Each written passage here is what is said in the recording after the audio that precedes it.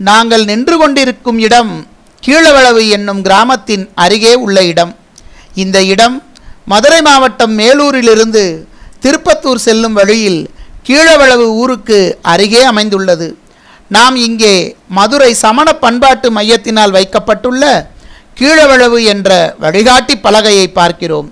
திகம்பர ஜைன நினைவு சின்னம் கீழவளவு என்றும், மகாவீரர் மற்றும் படுக்கைகள் என்றும், ஜைன சங்கம் புனே என்று இந்த வழிகாட்டு பலகையில் ஆங்கிலத்தில் எழுதப்பட்டுள்ளது. கீழவளவு என்ற ஊருக்கு முன்னேயே இந்த பகுதி காணப்படுகிறது.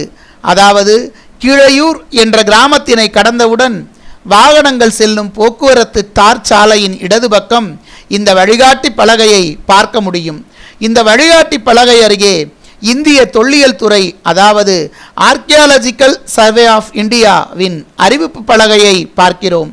இதன் அருகே செல்கின்ற சிறு சாலை வழியே சென்றால் நாம் சமண நினைவு சின்னம் உள்ள இடத்தை அடையலாம்.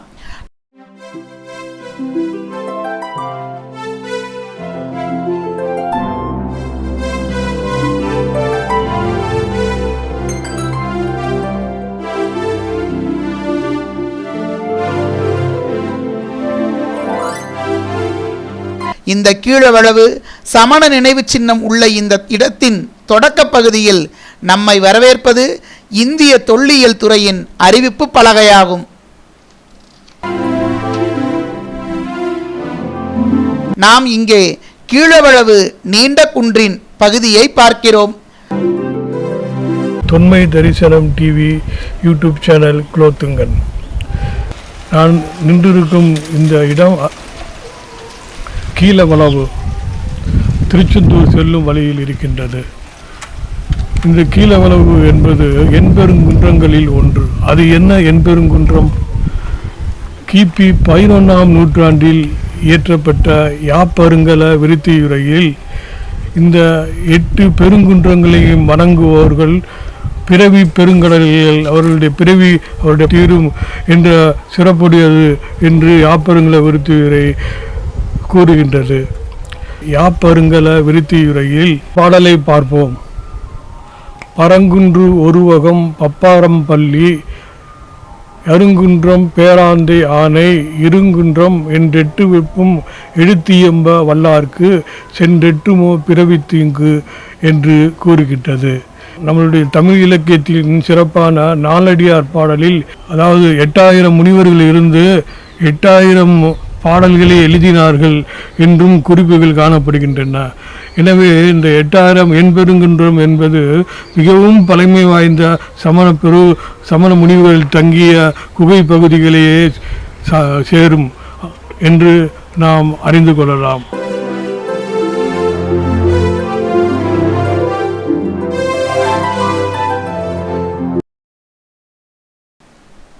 பாண்டிய நாட்டில் சமண முனிவர்கள் தங்கிய எண்பெரும் குன்றத்து பள்ளிகளில் இந்த கீழவளவு பெரும்பள்ளியும் ஒன்று என அறியப்படுகிறது. நாலடியார் பாடல்களில் எண்பெரும் குன்றத்தில் வாழ்ந்த சமண முனிவர்கள் எண்ணாயிரவரால் பாடப்பட்டவை என்ற பாடல் வரிகள் காணப்படுகின்றன. ஆகவே நாலடியார் பாடல்கள் எண்ணாயிர சமண முனிவர்களினால் பாடப்பட்டவை என்ற கருத்தும் நிலவுகிறது. கிபி 11ஆம் நூற்றாண்டில் சேக்கிழாரினால் எழுதப்பட்ட பெரிய புராணம் மற்றும் ஒட்டக்கூத்தரின் தக்கையாக்க பரணியிலும் எண்பெருங்குன்றம் பற்றிய குறிப்பு வருகிறது. அது என்ன? 8 பெருங்குன்றங்கள், அவைகளின் சிறப்பு என்ன? பண்டைய மதுரை மாவட்டத்தை சூழ்ந்திருந்த 17 மலைப்பள்ளிகளில் சங்க காலத்திற்கு பின்னர் சில மலைப்பள்ளிகள் சமணர்களின் வழிபாட்டு தலங்களாக தொடர்ந்து செயல்படவில்லை. அதாவது சமணத்தின் வழிபாட்டு வழக்கிலிருந்து மூடப்பட்டது என்பதாக ஆய்வாளர்கள் தெரிவிக்கிறார்கள்.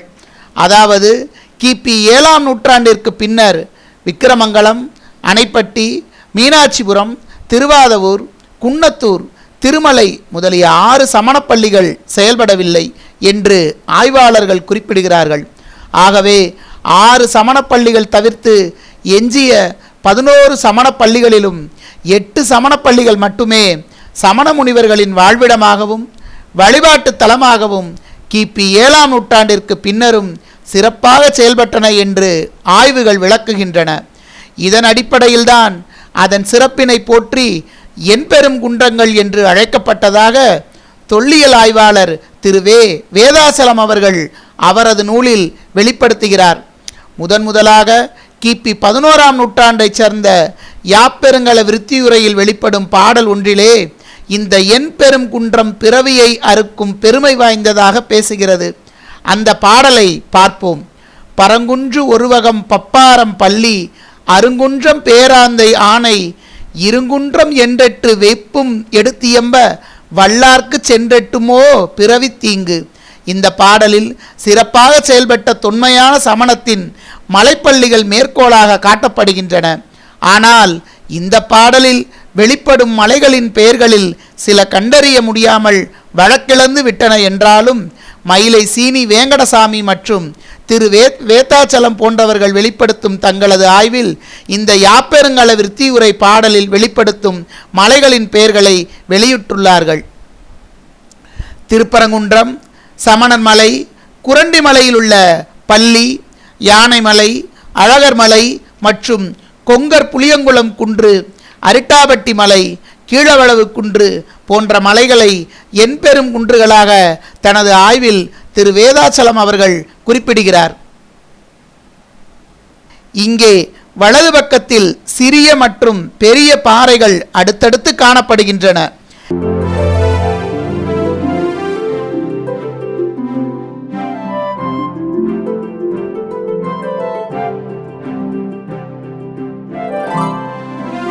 நாம் பார்க்கின்ற இந்த குன்றின் மேலே வெட்டப்பட்டுள்ள படிக்கட்டுகளை பார்க்கிறோம். இப்படிக்கட்டுகளில் வழியே குன்றின் உச்சிப்பகுதிக்கு செல்ல முடியும். இங்கே குன்றின் அடிவாரத்தில் விழுதுகளுடன் ஆலமரத்தை பார்க்கிறோம்.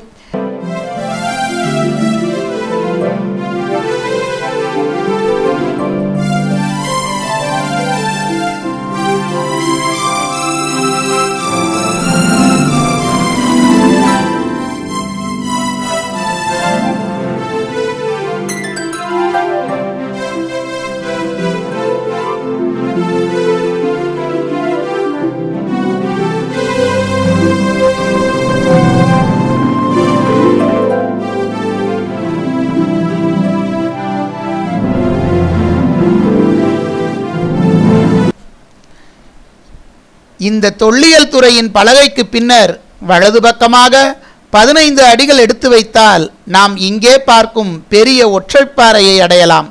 இந்த பெரிய பாறைக்கு பின்னர் பெரிய பாறைகள் மற்றும் சிறிய பாறைகளின் கூட்டங்கள் அடுத்தடுத்து தொடர்ச்சியாக காணப்படுகின்றன. பாறைகளில் தேங்கியுள்ள மழைநீர் வடிந்து வரும்.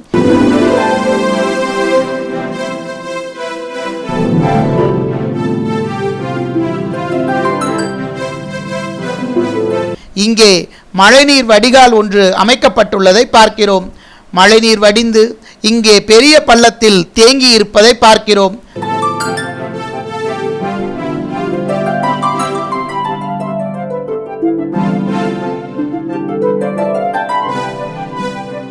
நாம் இப்போது இந்த சிறிய நீர்த்தேக்க தொட்டி உள்ள இந்த பெரிய குன்றின் பின்பக்கமாக செல்லும் ஒத்தையடி பாதையில் செல்கிறோம்.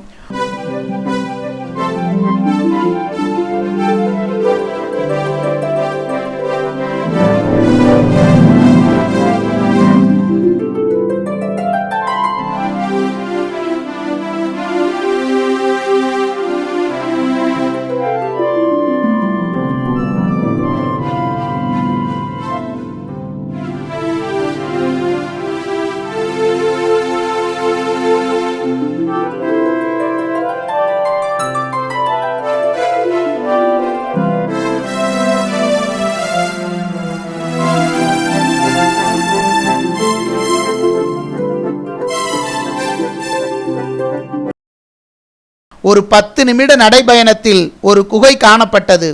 இந்த குகையின் தலைப்பகுதியான கூரை பகுதியில் உளியினால் மழைநீர் வடிகால் வளைந்த காடியாக வெட்டப்பட்டிருப்பதை பார்க்கிறோம். இது மழைநீர் குகைக்குள்ளே செல்லாமல் வெளியேற்றும் வெட்டுப்பகுதி காடியாகும். குகையின் அடித்தளத்தை பார்க்கிறோம். வளவளப்பாக படுக்கைகள் வெட்டப்பட்டிருப்பதை பார்க்கிறோம். படுக்கைகளின் மறுமுனை பகுதிகளில் தலையணை போன்ற மேடாக செதுக்கப்பட்டுள்ளதும் கவனிக்கத்தக்கது. கிட்டத்தட்ட 15 அல்லது 20க்கு மேற்பட்ட படுக்கைகள் காணப்படுகின்றன. இந்த படுக்கைகளில் சமண முனிவர்கள் தங்கியிருந்து கல்விதானம், மருத்துவ தானம், அன்னதானம், அடைக்கல தானம் போன்ற தானங்களை மக்களுக்கு செய்தார்கள். இந்த படுக்கைகளில் எந்த இடத்திலும் வட்ட எழுத்து அல்லது தமிழ் எழுத்து பொறிப்புகள் காணப்படவில்லை. படுக்கைகளில் நமது மக்கள் அவர்களது பெயர்களை பொறித்து வைத்து படுக்கைகளை பாழ்படுத்தி இருப்பதை பார்க்கிறோம்.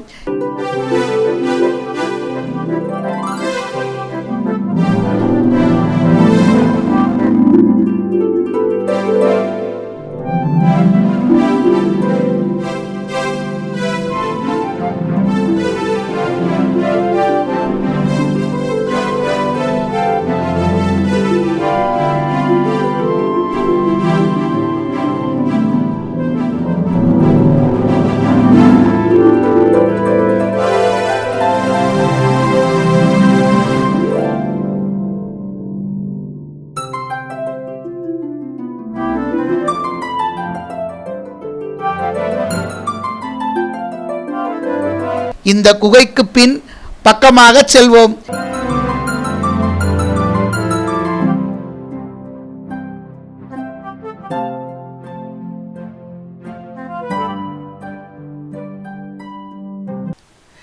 இதன் அருகே உள்ள மற்றொரு குகையை பார்க்கிறோம். இந்த குகையின் தலைப்பகுதியான கூரை பகுதியில் மழைநீர் வடிகால் அமைப்பு அமைக்கப்பட்டிருப்பதை பார்க்கிறோம். இந்த குகைத்தள பகுதியில் படுக்கைகள் வளவளப்பாக வெட்டப்பட்டிருப்பதை பார்க்கிறோம். தலையணை போன்ற அமைப்பும் படுக்கைகளுடன் அமைக்கப்பட்டிருப்பதை பார்க்கிறோம். கிட்டத்தட்ட 15க்கும் மேற்பட்ட படுக்கைகள் செதுக்கப்பட்டிருந்தது. இந்த படுக்கைகளுக்கு வெளிப்பக்க எல்லையில் பாறையில் உளியினால் செதுக்கப்பட்டிருக்கின்ற தொடர்ச்சியான நீண்ட பள்ளமான பகுதியை பார்க்கிறோம். இந்த அமைப்பானது மழைநீர் படுக்கைகளுக்கு உள்ளே வராமல் தடுப்பதற்கு செய்யப்பட்ட மழைநீர் வடிகால் அமைப்பாகும் என்பதை உணர்த்துகிறது. பக்தர்கள் இருவர் களைப்பாக இங்கே படுத்து ஓய்வெடுக்கிறார்கள்.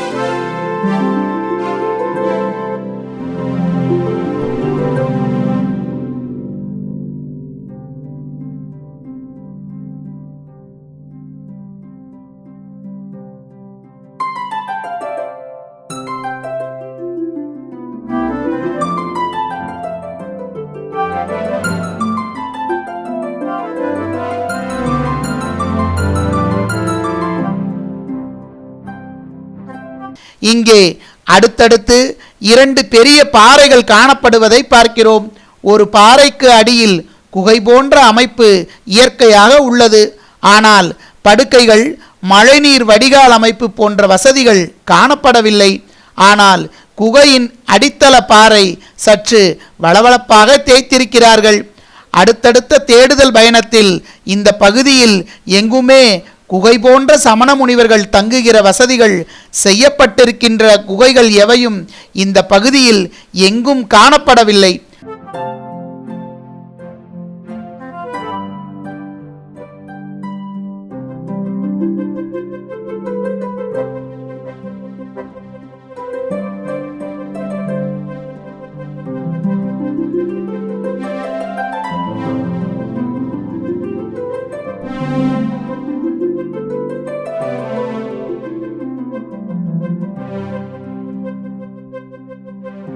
அடுத்து தொடங்கிய இடத்திற்கே, அதாவது இந்திய தொல்லியல் துறை அறிவிப்பு பலகை உள்ள இடத்திற்கே வந்துவிட்டோம்.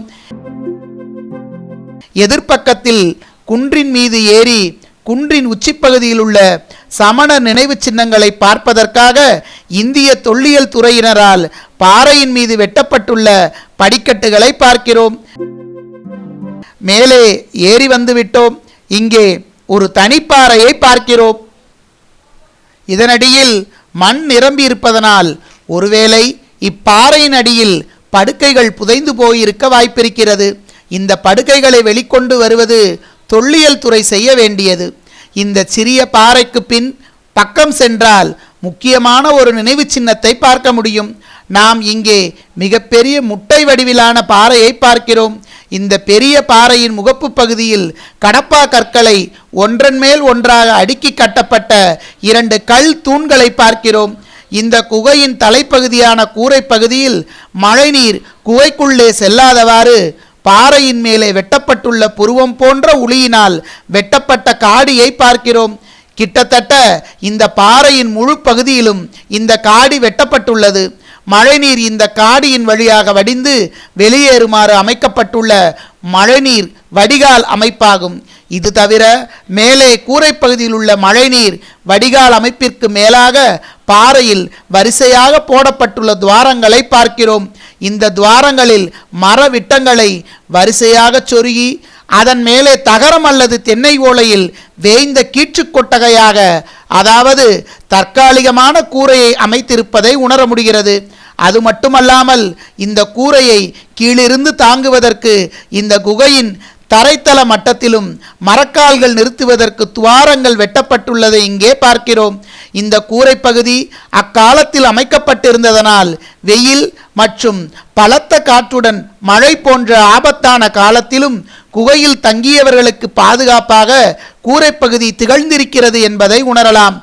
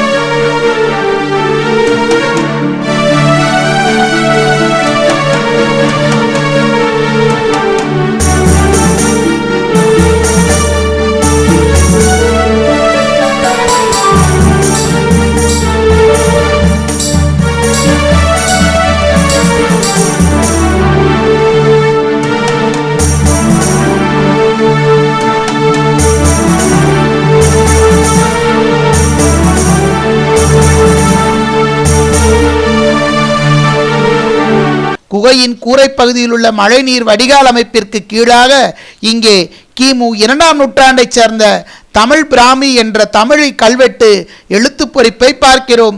இந்த கல்வெட்டில் சில எழுத்துக்கள் தலைகீழாக பொறிக்கப்பட்டுள்ளதை பார்க்கிறோம். இந்த கல்வெட்டு எழுத்துக்களை வாசித்தால் உபசா அந்ய தொண்டிலவோன் கொடு பழி என்று வாசிக்கலாம். உபாசகன் என்று அழைக்கப்பட்ட இல்லறத்தை மேற்கொண்ட தொண்டியை சார்ந்த இளவன் என்ற பெயருடைய சமண சமயத்தை சார்ந்த வணிகன் ஒருவன் இந்த பள்ளியை உருவாக்கி கொடுத்திருக்கிறான் என்பதை கல்வெட்டு எழுத்துக்கள் விளக்குகின்றன. சங்ககாலத்தில் தொண்டி என்பது கிழக்கு கடற்கரையின் ஒரு துறைமுக நகராக இருந்துள்ளது. இந்த இளவன் வணிகத்தில் ஈடுபட்ட செல்வந்தனாக இருக்க வாய்ப்புள்ளது. இந்த உபாசகன் என்ற சொல்லானது திருவாதவூர், கொங்கர் புளியங்குளம், தமிழ் பிராமி என்ற தமிழ் கல்வெட்டிலும் வெளிப்படுகிறது.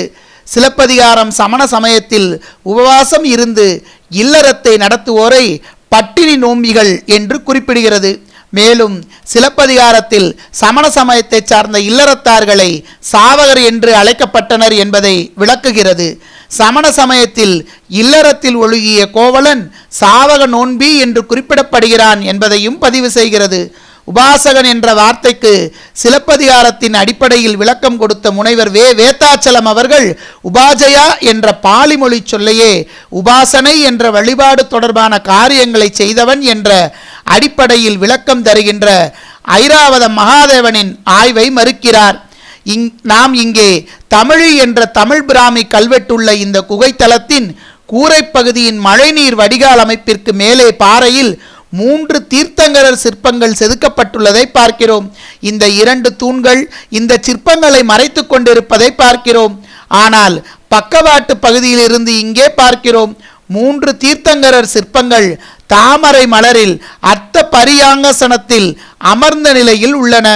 நீள் செவிகள், மலிக்கப்பட்ட தலை, பரந்த மார்பு, தலையை சுற்றி ஒளிவட்டம், தலைக்கு மேலே முக்குடை ஆகியவற்றுடன் காட்சியளிக்கின்றன.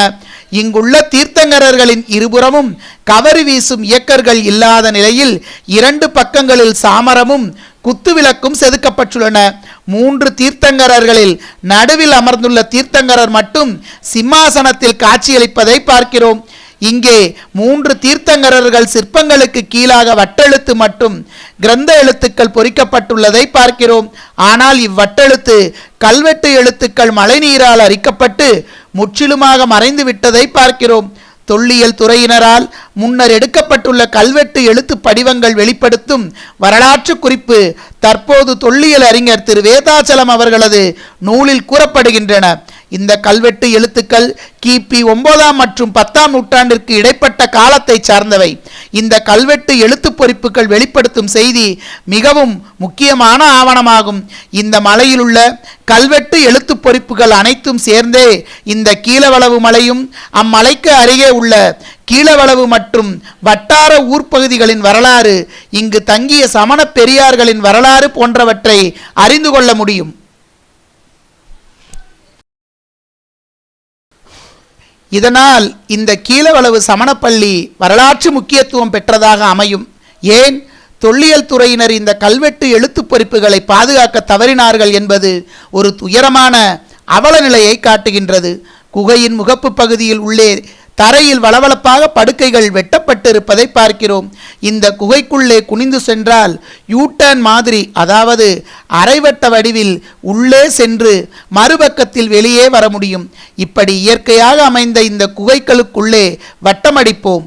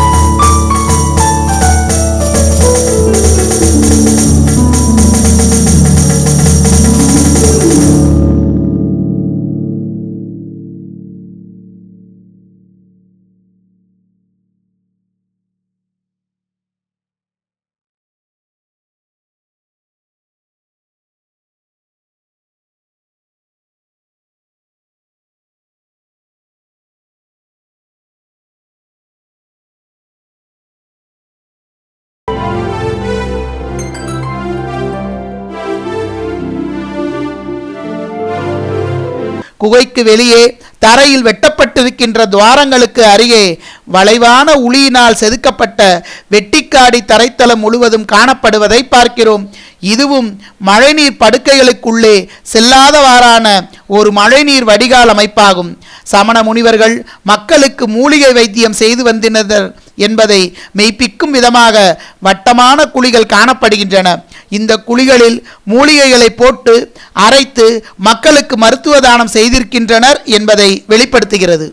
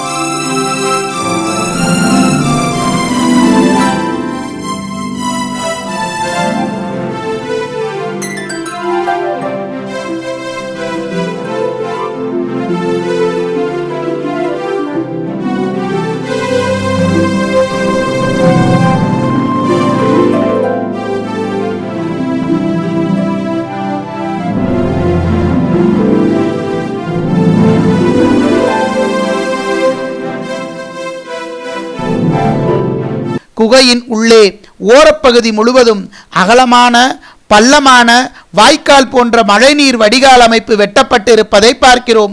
சூரிய ஒளி வருகின்ற இடைவெளி பகுதியிலிருந்து தரை வழியாக இக்குகை தளத்திற்குள்ளே வருகின்ற தண்ணீர் வடிந்து குகைத்தளத்திற்கு வெளியே ஓடுகின்ற வகையில் இந்த சிறு வாய்க்கால் கட்டமைப்பு பாறையிலேயே வெட்டப்பட்டிருப்பதை பார்க்கிறோம். இந்த குகையின் இடது பக்கமாக நுழைந்து செல்ல வேண்டும். இப்போது இந்த குகையின் பின்பக்கம் வந்து வலது பக்கமாக செல்கின்ற வழியில் மேலே இருந்து சூரிய ஒளி குகைக்குள்ளே வருவதை பார்க்கிறோம். ஆனால் சில இடங்களில் உட்காருவதற்கு கூட இயலாதவாறு குகையின் உயரம் குறைவாக காணப்படுகிறது. குகையிலிருந்து வெளியேறும் மறுபக்கத்து வெளிவாயிலை பார்க்கிறோம். குகையின் தரைத்தளம் முழுவதும் சமண முனிவர்கள் படுப்பதற்கு ஏற்ப படுக்கைகள் வெட்டப்பட்டிருப்பதை பார்க்கிறோம். படுக்கைகளின் மீது உளியினாலும் பெயிண்டினாலும் மக்கள் தங்களது பெயர்களை எழுதி வைத்திருக்கிறார்கள்.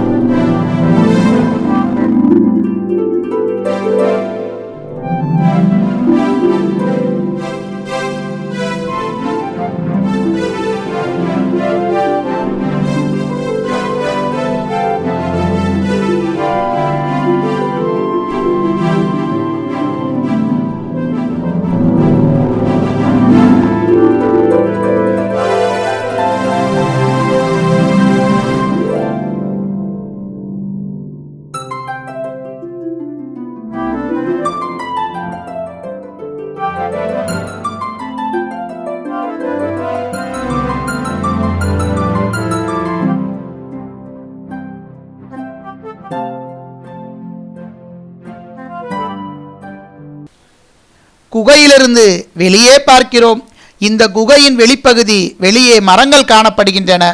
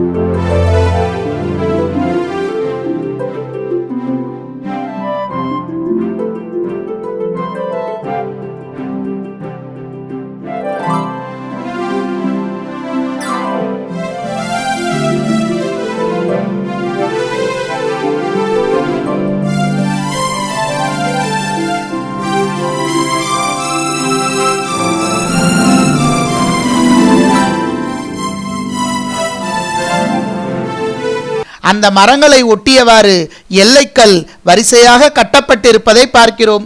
இவ்வளவு பெரிய விசாலமான இடத்தில் சமண முனிவர்கள் தங்கியிருந்து மாணவர்களுக்கு கல்வி கற்பித்திருக்கிறார்கள் என்பதை இக்குகை முன்னர் உள்ள விசாலமான இடம் காட்டுகின்றன. ஆகவே இந்த கீழவளவு பள்ளி கல்வி போதிக்கும் பெரிய பள்ளியாக செயல்பட்டிருப்பதை உணர்த்துகிறது.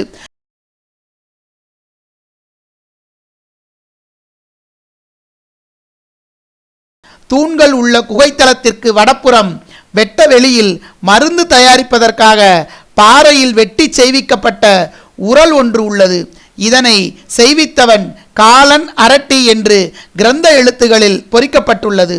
கீழவளவு மலையின் தென்புறம் கிராம கோயிலுக்கு அருகில் மற்றொரு உரல் பாறையில் வெட்டி உருவாக்கப்பட்டுள்ளது.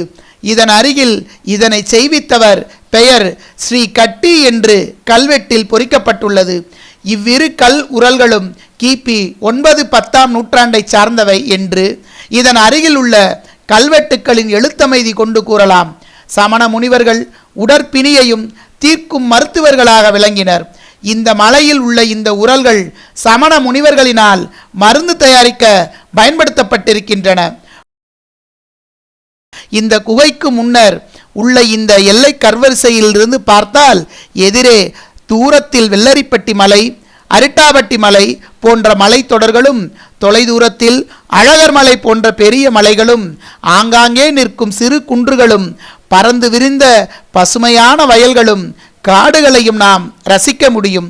இந்த எல்லை கர்வரிசை முக்கியமானது. இங்கே கவனிக்க வேண்டியது, நீண்ட வெள்ளரிப்பட்டி மலையின் பின்பக்கம் காணப்படுவது மீனாட்சிபுரம் ஓவா மலை.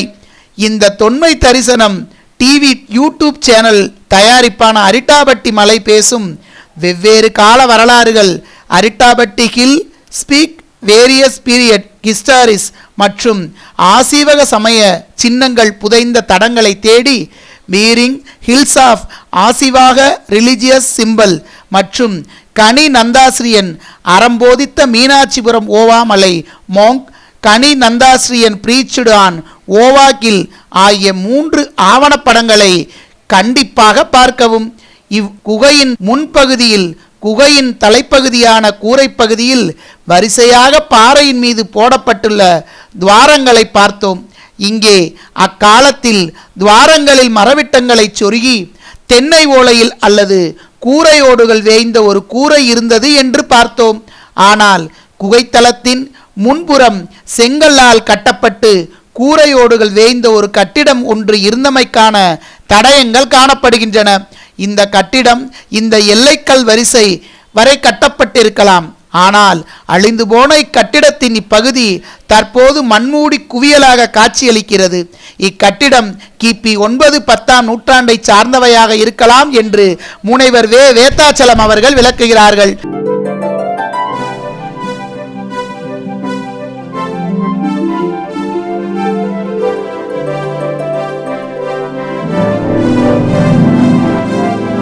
இந்த குகையினை ஒட்டியுள்ள படிக்கட்டுகளை பார்க்கிறோம். இந்த படிக்கட்டுகளில் ஏறி உள்ளே சென்றால் பாறைகளில் 6 தீர்த்தங்கரர்கள் புடைப்பு சிற்பங்களாக செதுக்கப்பட்டுள்ளன.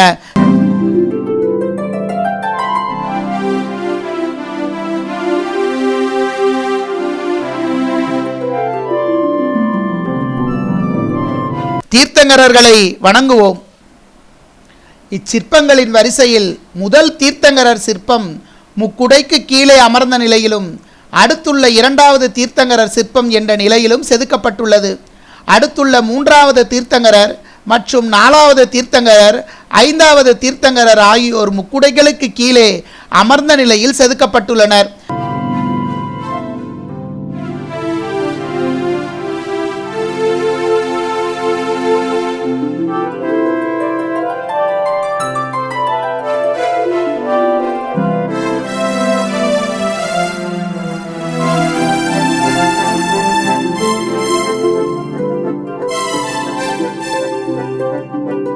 இச்சிற்பங்களின் வரிசையில் 2வது தீர்த்தங்கரர் தலைக்கு மேலே பாம்புகளை குடையாக கொண்டு நின்ற நிலையில் செதுக்கப்பட்ட தீர்த்தங்கரர் பார்சுவநாதர் ஆவார். இவர் சமண சமயத்தின் 23வது தீர்த்தங்கரராக கருதப்படுகிறார். கடைசியாக உள்ள 6வது தீர்த்தங்கரர் சிற்பம் நின்ற நிலையில் செதுக்கப்பட்டுள்ளதை பார்சுவநாதர் சிற்பமாகும். இந்த சிற்பங்களில் முதல் தீர்த்தங்கரர் சிற்பம் மற்றும் கடைசி 6வது தீர்த்தங்கரர் சிற்பங்கள் முழுமையாக செதுக்கப்படாமல் அரைகுறையாக செதுக்கியதோடு நிறுத்தப்பட்டுள்ளது. அரைகுறையாக செதுக்கப்பட்டுள்ள தீர்த்தங்கரர் சிற்பங்களை கவனிப்போம்.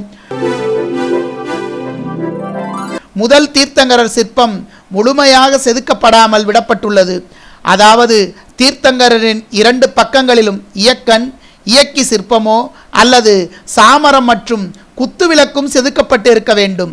ஆனால் இந்த தீர்த்தங்கரர் சிற்பத்தில் இயக்கன் இயக்கியோ சாமரமோ குத்துவிளக்கோ எவற்றையும் காண முடியவில்லை.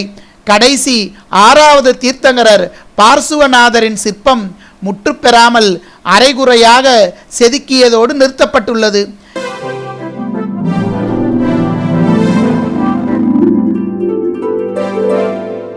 இங்கே முக்குடைக்கு கீழே அமர்ந்துள்ள நிலையில் உள்ள 2 தீர்த்தங்கரர் சிற்பங்களை கவனித்தால் 2ம் வெவ்வேறு சிற்ப உருவங்களோடு இருப்பதை அறிய முடியும். முதல் தீர்த்தங்கரர் சிற்பத்தின் இருபுறமும் சாமரம் மற்றும் குத்துவிளக்கு சிற்பங்கள் மட்டும் செதுக்கப்பட்டுள்ளன.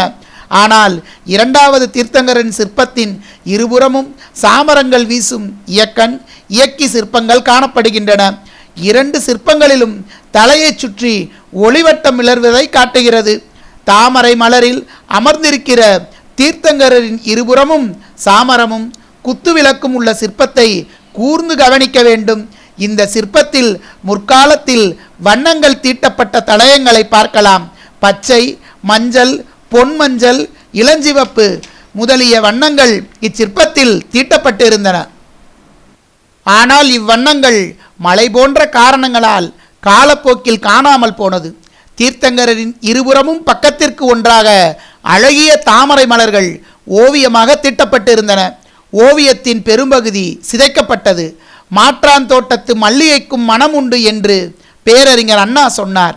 சமணம் அடிப்படையாக நமக்கு என்ன செய்தது என்பதை உணர்ந்திருக்க வேண்டியது அவசியம். இச்சிற்பங்களில் கிபி 9-10 நூற்றாண்டின் கலையழகை காண முடிகிறது. இச்சிற்பங்கள் அனைத்தும் இப்பள்ளியில் வாழ்ந்த சமண முனிவர்கள் இவ்விடத்திற்கு வருகை தந்தவர்களால் வழிபாடு செய்வதற்கு செய்விக்கப்பட்டுள்ளன. இத்திரு உருவங்களின் வழிபாட்டிற்கென்றும் திருவிளக்கு எரிப்பதற்கும் திரு அமுது படைப்பதற்கும் தானமாக கொடைகள் தரப்பட்டுள்ளன. இதனை இங்குள்ள வட்டெழுத்து கல்வெட்டுக்கள் தெரிவிக்கின்றன.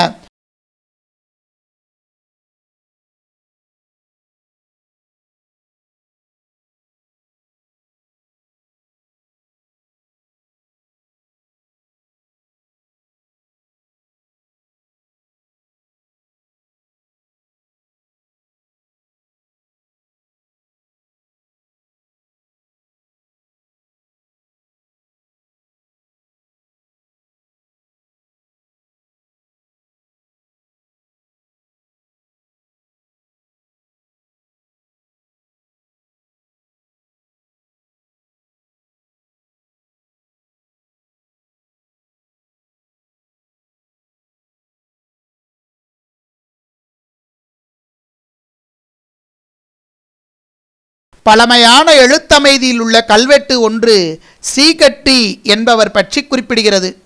இந்த ஸ்ரீகட்டி என்பவர் தீர்த்தங்கரர் உருவம் ஒன்றை செய்வித்தவராக இந்த கீழவளவு கல்வெட்டில் வருகிறது. மற்றொரு கல்வெட்டு லோகபானு படரார் இவ்விடத்தில் செய்த திருப்பணி பற்றி தெரிவிக்கிறது. கிபி 10ஆம் நூற்றாண்டு வட்டெழுத்து கல்வெட்டு குன்றத்தூர் குளக்கீழ் என்ற நாட்டில் உள்ள அப்பிக்குடி என்ற ஊரை சார்ந்த சங்கரன் ஸ்ரீ வல்லவன் என்பவன் தீர்த்தங்கரர் திருமேனி ஒன்றை செய்வித்ததை தெரிவிக்கிறது. இந்த சங்கர ஸ்ரீ வல்லவனே தீர்த்தங்கரர் வழிபாட்டிற்கு என்று நந்தா விளக்கு எரிப்பதற்காக 50 ஆடுகள் தானமாக தந்துள்ளான். அன்னதானம் செய்விப்பதற்காக நாள்தோறும் முன்னாளி அரிசியும் அழிக்க ஏற்பாடு செய்திருக்கிறான். இஸ்ரீ வல்லவன் செய்வித்த தீர்த்தங்கரர் திருமேனி கல்வெட்டில் காஞ்சகாரு மேனி என்று குறிப்பிடப்படுகிறது.